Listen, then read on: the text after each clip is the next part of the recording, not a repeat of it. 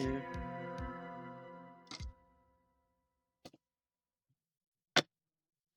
Can't get tough. Not like this. I've got to find someone to pin this on. Someone like him. I'll make it look like he did it. So that's how it started, okay. So he's the real murderer. August 3rd, 9:47 a.m. District Court, Defendant Lobby, number 2. Boy, I am nervous. Right. Oh, hi, Chief. Whew, I'm glad I made it on time. Well, I have to say, Phoenix, I'm impressed. Not everyone takes on a murder trial right off the bat like this. It says a lot about you and your client as well. Thanks? Whoops. Actually, it's because I owe him a favor. A favor? You mean you knew the defendant before this case? Yes. Actually, I kind of owe my current job to him. He's one of the reasons I became an attorney. Well, that's news to me. I want to help him out any way I can. I just really want to help him. I owe him that much. Oh, my life, everything, it's all over. Is that your client screaming over there? Yeah, it's him. Death, despair. Oh, I'm gonna do it. I'm gonna die. Sounds like he wants to die. Yeah. Nick! Hey there, Larry. Dude, I'm so guilty. Tell them I'm not guilty. Wait, what? Tell them I'm guilty? You mean not guilty? What? Why? Give me the death sentence. I ain't afraid to die. What? What's wrong, Larry? Oh, it's all over. I'm finished. I can't live in a world without her. I can't. Who took her away from me, Nick? Who did this? So his real name isn't PhoenixWright. His name's like Nick. Oh, Nick, you gotta tell me who took my baby away. The person responsible for your girlfriend's death. The newspapers say it was you. My name is PhoenixWright. Here's the story. My first case is a fairly simple one. A young woman was killed in her apartment, and the guy arrested was the unlikely sap dating her. Larry Butts. Larry Butts, my best friend since grade high school. Our school had a saying, when something smells, it's usually the butts. Oh my god. In the 23 years I've known him, it's usually been true. He has a knack for getting himself into trouble. One thing I can say though, it's usually not his fault. He just has terrible luck. But I know better than anyone that he's a good guy at heart. That, and I owe him one, which is why I took the case to clear his name. And that's just what I'm going to do. August 3rd, 10 a.m. District Court, courtroom number 2. Order! Order! Court is now in session for the trial of Mr. Larry Butts. The prosecution is ready, Your Honor. The, defense is ready, Your Honor. Mr. Wright, this is your first trial, is it not? Yes, Your Honor. I'm, a little nervous.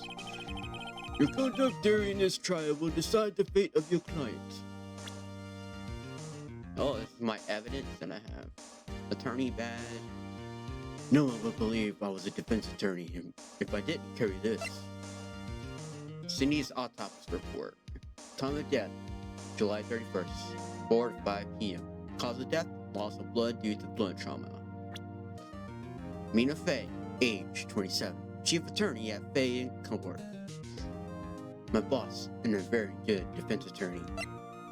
Larry Butts, age 23. The defendant in this case, a likable guy who has been my friend since grade school. Cindy Stone, age 22. The victim in this case, a model. She lived in an apartment by herself. Winston Payne, age 52. The prosecutor for this case lacked presence, generally bad at getting his points across. Well, good.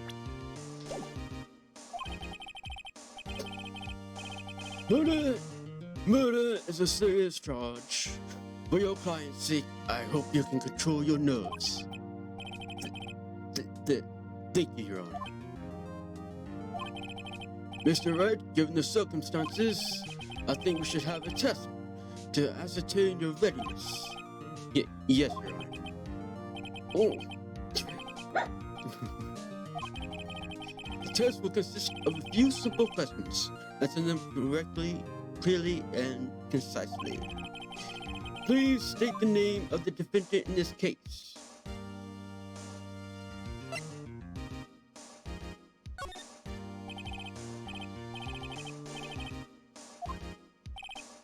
Correct.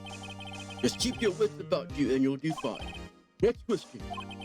This is a murder trial. Tell me, what is the victim's name?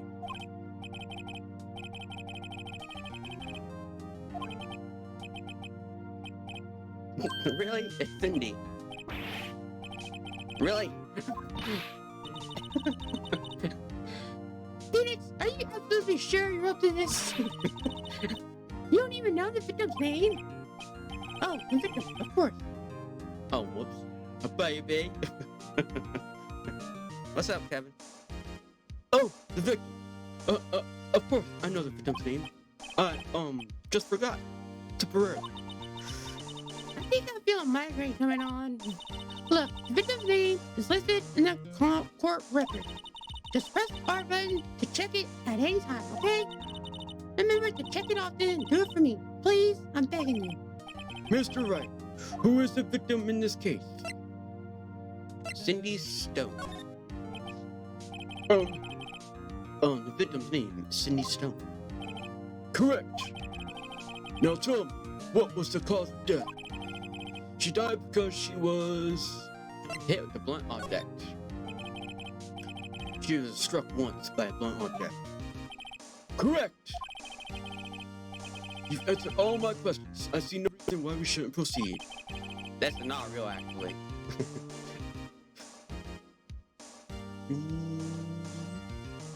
You seem very much more relaxed, Mr. Wright. Good for you. Thank you, Your Honor. Because I don't feel relaxed, that's for sure. Well, first a question for the prosecution. Mr. Payne? Yes, Your Honor. As Mr. Wright just told us, the victim was struck with a blunt object. Would you explain to the court just what object was? The murder weapon was this statue of the thinker. It was found lying on the floor next to the victim. I see. The court accepts it into evidence. Yep. Right. Be sure to pay attention to any evidence added during the trial. That evidence is the only ammunition you have it in court. Use the R button to check the court record frequently. Mr. Payne, the prosecution may call its first witness. The prosecution calls the defendant Mr. Butts to the stand. Chief, what do I do now? Pay attention. You don't want to miss any information that might help your client's case. You'll get your chance to respond to the prosecution later, so be ready. Let's just hope he doesn't say anything unfortunate. Uh-oh. Larry gets excited easily. This could be bad. How you doing today, Kevin? Mr. Butts, is it not true that the victim has recently dumped you? Hey, watch it, buddy. We were together. We were Romeo, Juliet, Cleopatra, and Mark Anthony. Didn't they all die? I wasn't dumped. She just wasn't taking my phone calls or seeing me ever. Was it to you anyway? Mr. Butts. Wait. Mr. Butts, what you describe is generally what we mean by dumped. In fact, she had completely abandoned you and was seeing other men.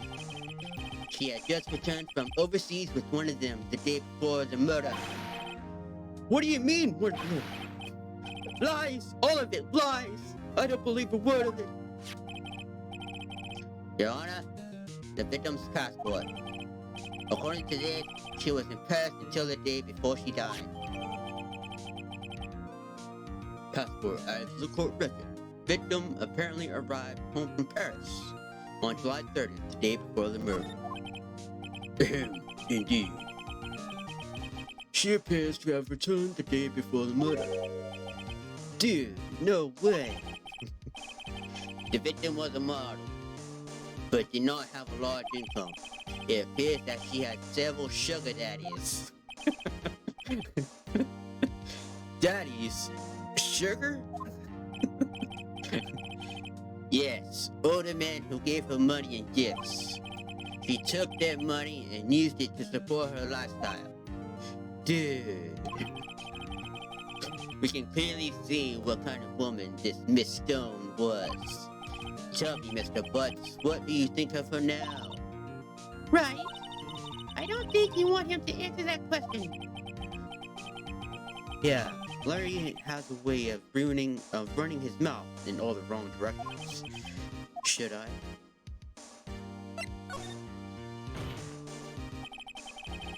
My client had no idea the victim was seeing other men. That question is irrelevant to the case.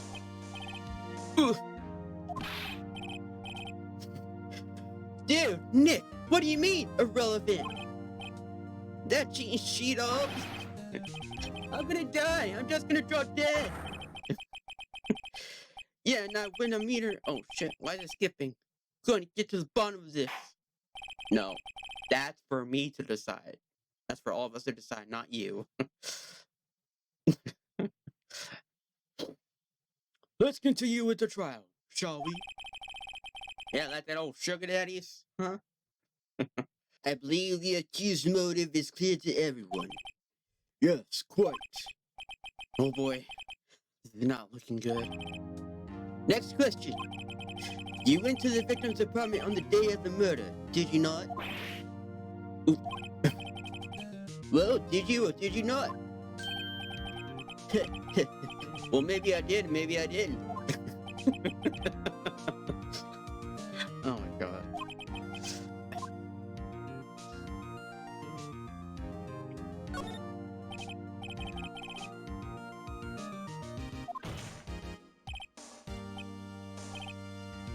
Tell the truth. Yeah, I was there. I went. Order. Well, Mr. Butts. Dude, chill. She wasn't home, man, so like I didn't see her. Objection! I didn't know that had a sound effect. Your Honor, the defendant is lying. Lying? The prosecution would like to call a witness who can prove Mr. Butts is lying. Well, that simplifies matters. Who is your witness? The man who found the victim's body just before making the gruesome discovery. He saw the defendant fleeing the scene of the crime. Order! Order in the court! Mr. Payne, the prosecution may call its witness. Yes, Your Honor. This is bad. On the day of the murder, my witness was selling newspapers at the victim's building. Please bring Mr. Frank Sullivan to the stand. this dude. Mr. Sawyer, you sell newspaper subscription. Is this correct? Oh yes, newspaper, yes. Mr. Sawyer, you may proceed with your testimony. Please tell the court what you saw on the day of the murder. Uh-oh, here we go. I was going door to door, selling subscriptions when I saw a man fleeing an apartment. I thought he must be in a hurry because he left the door half open behind him. Thinking it strange, I looked inside the apartment, and I saw her lying there, a woman, not moving, dead. I qualified in fright and found myself unable to go inside. I thought to call the police immediately. However, the phone in her apartment wasn't working. I went to a nearby park and found a public phone. I remember the time exactly. It was 1:00 p.m. The man who ran was, without a doubt, the defendant sitting right over there.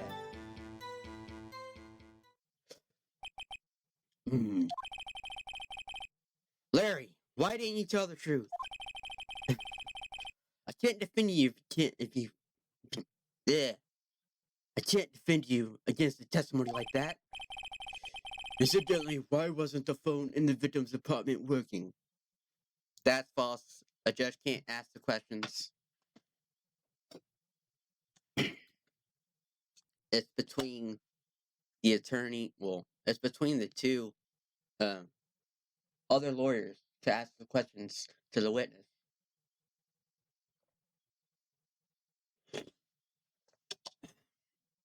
I'm not a lawyer, by the way. I just been watching the whole Johnny Depp trial, covering by actual lawyers, and I just picked up some stuff. Incidentally, why wasn't the phone in the victim's apartment working? Your Honor, at the time of the murder, there was a blackout in the building. Aren't phones supposed to be working during the blackout? Yes, Your Honor. However, some cordless phones do not function normally. The phone that Mr. Sawyer used was one of those. Your Honor, I have a record of the blackout for your perusal. Blackout record. Electricity to Mrs. Stone's building was out from noon to 6 p.m. on the day of the crime. No, Mr. Wright? Yes, yes, Your Honor. You may begin your cross-examination. Cross-examination, Your Honor? All right, this is it. The real deal. What does that mean? Whoops. No. We're not playing that song. I know what you mean.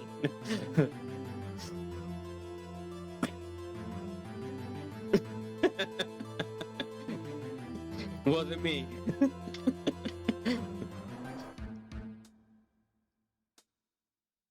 What exactly am I supposed to do? Well, you must expose the lies in the testimony the witness just gave. Lie? What? He was lying? Your client is innocent, right? Then that witness must have lied in his testimony. Or is your client really guilty? How do I prove he's not? You hold the key. It's in the evidence. To prove the witness's testimony, the evidence at hand. There's bound to be a contradiction in there. First, find contradiction between the court's record and the witness's testimony. Then, once you found the contradiction evidence, present it and rub it in the witness's face. Okay. Open the court record with the R button to point out the contradiction in the testimony.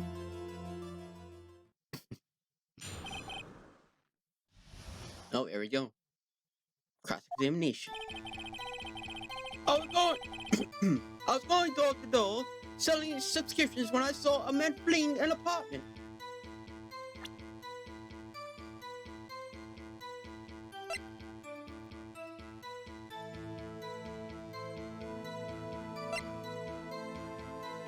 How would you see a man if there's a blackout?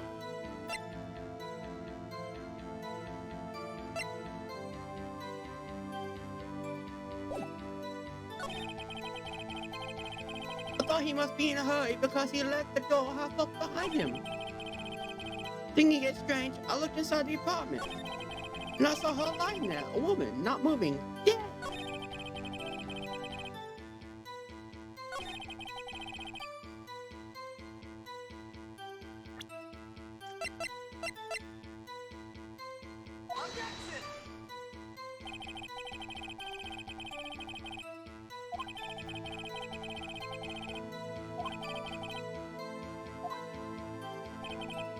Well, shit.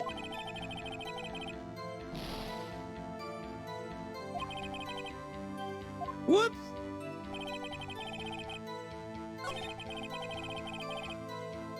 Okay, well, there's a blackout.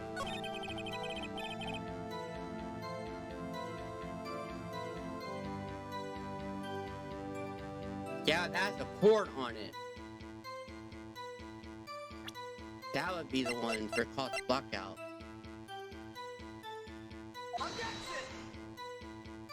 The public phone would be out of service.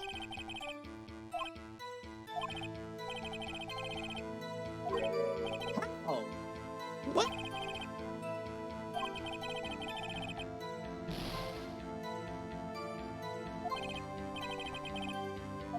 Oh shit. I'm not doing a good job.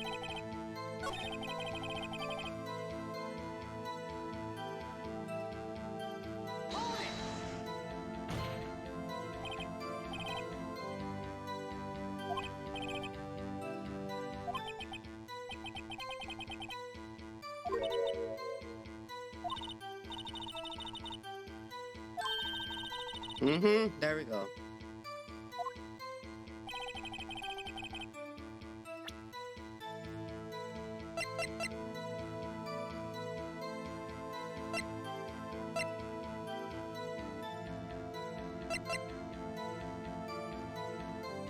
Yeah, right there.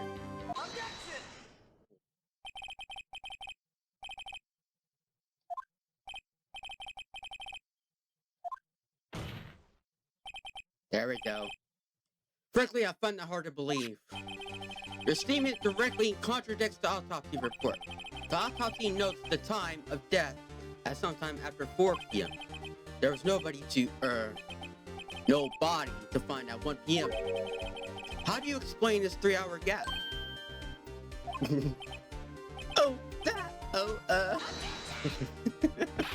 Okay, shit.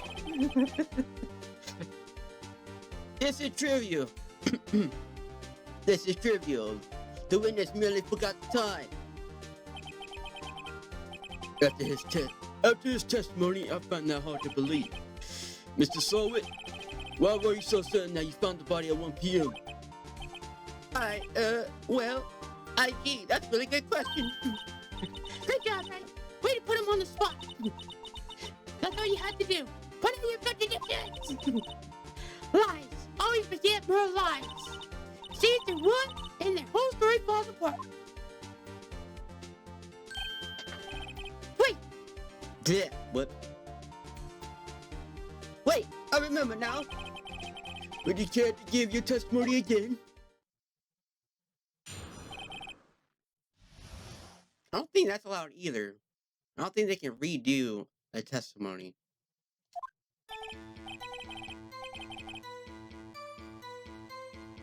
You see, when I found the body, I heard the time. There was a voice saying the time. It was probably coming from the television. Oh, but it was 3 hours off, wasn't it? I guess the victim must have been watching a video or a tape of a program. There's a blackout.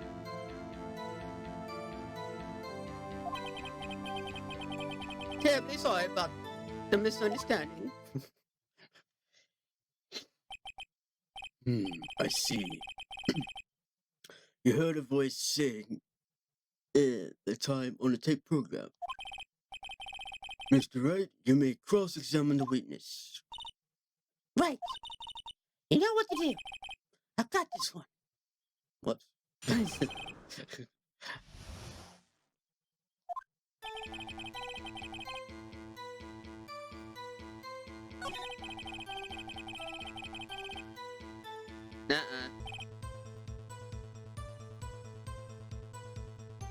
There was a table clock in the apartment, wasn't there?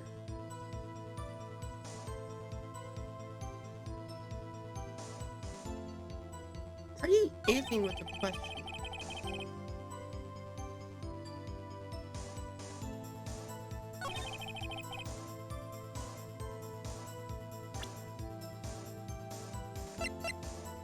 Last time. Nothing right there.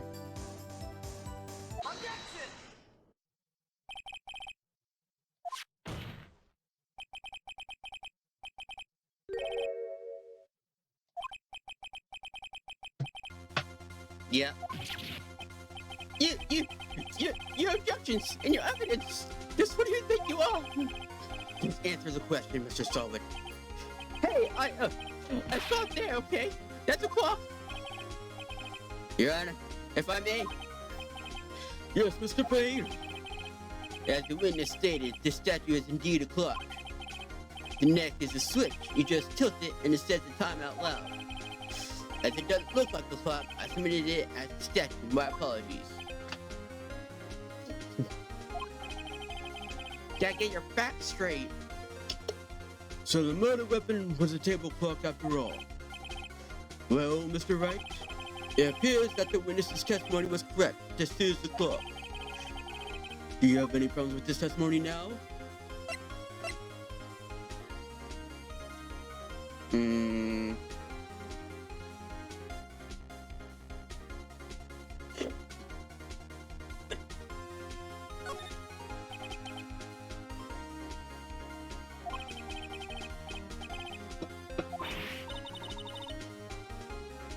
Ah, fuck.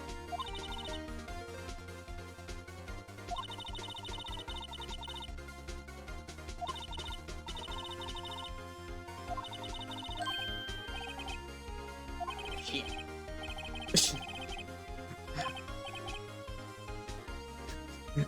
That was funny for a face. Yeah, yes I do. The only way he could have known the weapon was a clock is to hold it in his hand. Yet the witnesses testified that he never entered the apartment. Clearly a contradiction. Indeed. The witness knew it was a clock because he went to the apartment. You were inside the apartment on the day of the murder. Oh yeah? Prove it! Prove I went in there!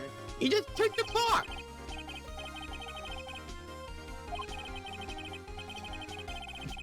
He struck her with the clock, and the shock of the blow triggered the clock's voice. Oh shit. That was the sound you heard. Order in the court!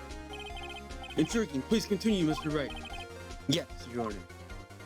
Okay, there we go. Mr. Solid, the sound must have left quite an impression on you. There we go. Understandable, since the murder weapon spoke just as you hit the victim. That voice was burned into your mind. That's why you were so certain about the time.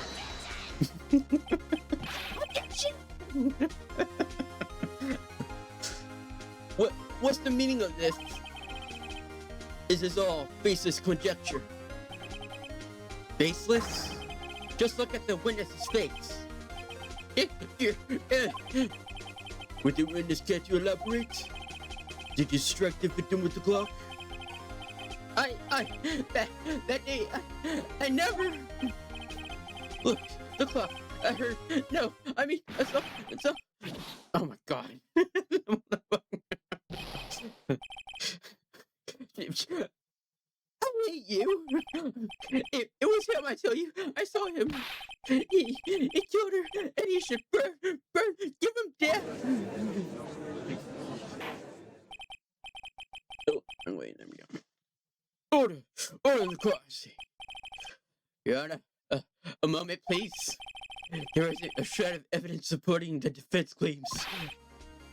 You're right. Your Honor. You claim the sound the witness heard from the clock.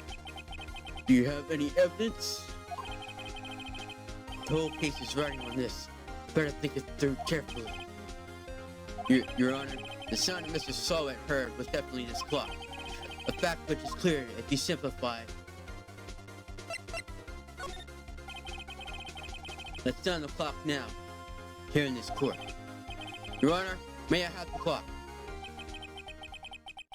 I asked the court to listen very carefully.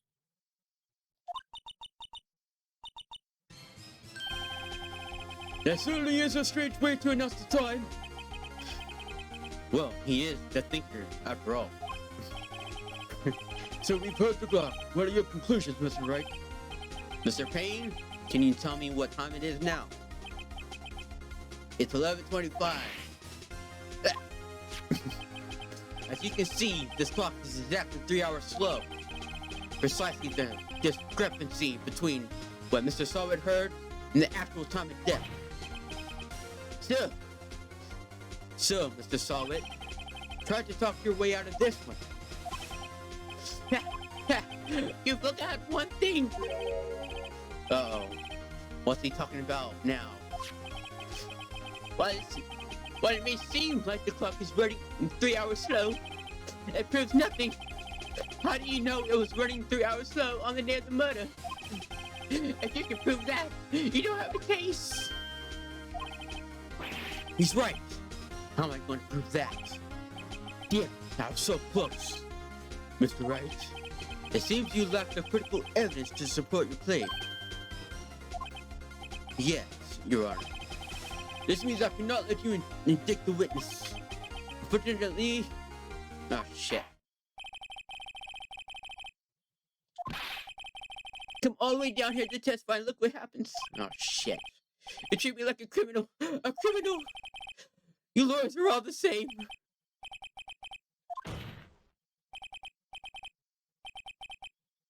Fuck.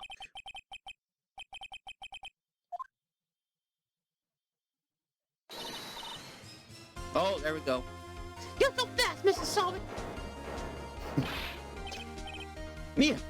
Chief. Listen down, Mr. Wright. Don't throw this one away. Do it not like this. See? But Chief, it's over. I can't prove the clock was slow the day of the murder. Nobody can prove that. Well, yes.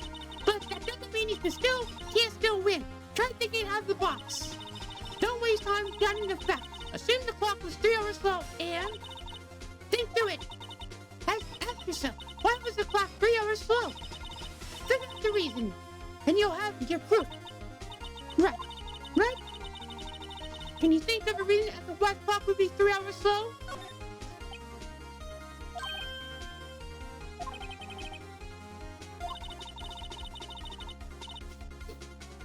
What, you having a hard on for Mia?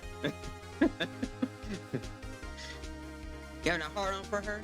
For the chief? You having a rock hard rager for her?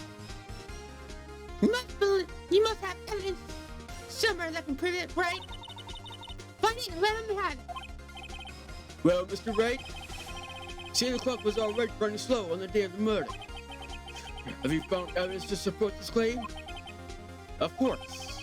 There's a piece of evidence in the court record that can prove my claim beyond a doubt. Ha! Tough words. Let's see you pull this one off. Let's see this evidence that proves why this clock was running slow.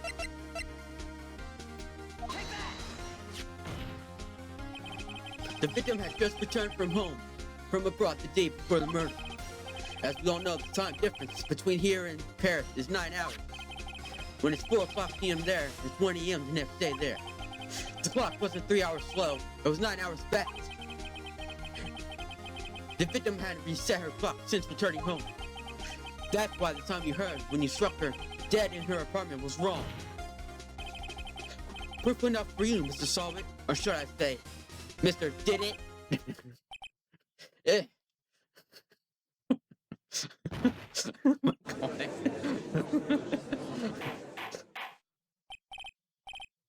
Order, I say. Well, this case has been certainly turned out differently than we all expected. Mr. Payne, your witness, is arrested and has been taken away, Your Honor. Very well. Mr. Wright? Yes, Your Honor. I have to say, I'm impressed. Even though I failed like 3 times. I don't think I've ever seen someone complete a defense so quickly. And the true culprit at the same time. Thank you, Your Honor. At this point, this is only a formality, but this court finds the defendant, Mr. Larry Butts, not guilty.